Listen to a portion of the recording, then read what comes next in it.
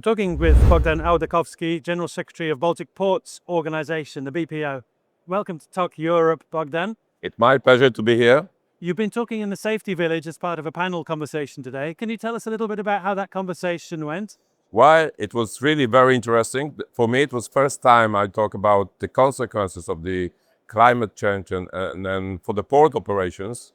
So it's really, for me, a lesson, real lesson. What sort of risk comes with climate change for port operations? Well, the main risk is really for the people working in the port. So imagine if you have high temperature for a long time, people are getting tired. They have to have breaks, they have to have water to drink. From the other side, if there is a strong wind conditions, there is also many consequences for the port operations, including people. They have to be also be careful not to have any risk connected with their health.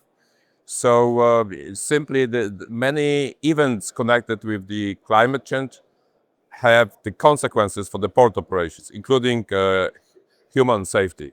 So what sort of measures were discussed today about how these can be mitigated against?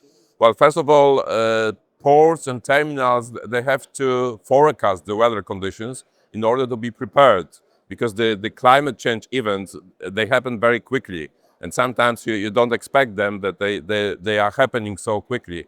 So the forecasting the weather and how to plan the port operations is very important for the port and terminals.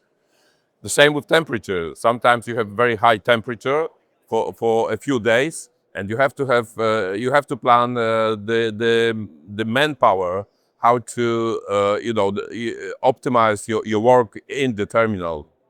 I'm also interested in specifically the port of Gdansk as well. We've had a very cold winter in Poland this year. How did operations go during that period? Well, in Gdańsk it was quite okay, I have to say, because the Gdańsk wasn't covered by ice. But if you move more to another Polish port, to Szczecin and Świnoujście, those ports were covered by ice because the wind pushed the ice into the port, inside the port, and they have to break the ice, and they have to push the ice out of the water basins.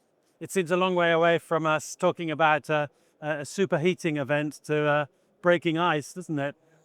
Yes, but if you go more to the north of the Baltic Sea, to Finland, there are lots of ice during the winter, and the ice starts in December probably and ends in April.